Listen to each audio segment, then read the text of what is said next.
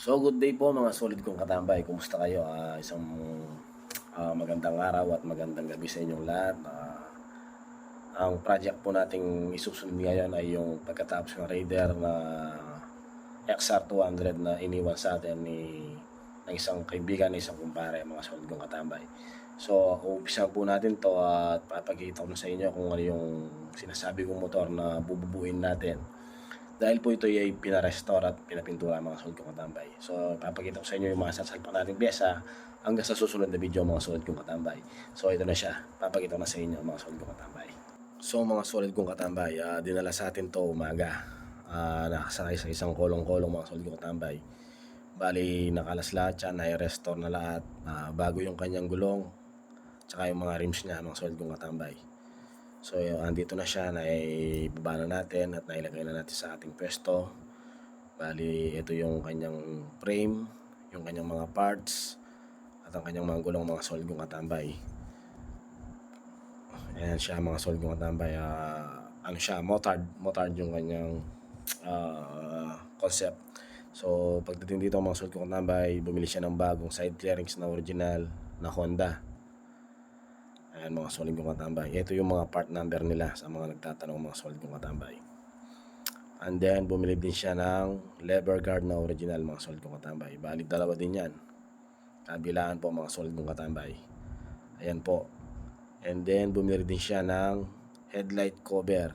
Original din yan mga solid kong katambay. Ito yung kanyang part number. Para sa mga bibili sa online, ayan po yung mga part number ng item ng XR200. Ito po yung kanyang fender. Yung fender ay pinapintura lang namin. Kasama yung kanyang front fender mga solid kong katambay. Ayan po. At pakikisilip ko rin sa inyo yung kanyang gas tank na bagong repaint din mga solid kong katambay. At ito po yung kanyang in-order na lever na pang XR na short lever para sa kanyang XR200 mga solid kong katambay.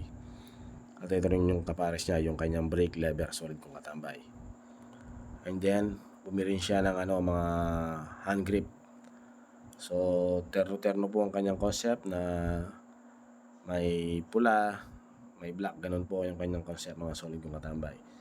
So, ayan po yung isasalpak nating bagong parts. Almost po lahat na nakalas naman, napinturahan po yung kanyang gas tank. Ito po yung gas tank niya, napakasariwa, parang hindi siya repaint, mukhang original mga solid kong katambay. And then yung kanyang monoshock mga solid kong katambay ay nagpalit din kami ng, dahil di namin kaya yung original, nagpalit na lang kami ng replacement, yung Owens mga solid. Ito po yung kanyang sprocket cover, handlebar. Bali pinturado lang ho yan mga solid kong katambay. Pati yung swing arm. Ito rin po yung kanyang front shock. Yung mong front shock niya, maglalagay kami ng bagong shock boots dyan mga solid kong katambay. At ito po yung kanyang engine. Yung engine po ay napinturahan din yung mga side cover, tsaka yung mga ibang parts mga solid kong katambay. Tapos yung upuan niya, ito po yung kanyang chassis, yung kanyang tipos. And then mga solid kong katambay, i-update ko kayo kung anong mga makikitang output nito at yung unting-unting masasalpak nating parts mga solid kong katambay. Okay, maraming pong salamat. God bless po sa ating lahat. Abangan nyo na lang mga solid kong katambay.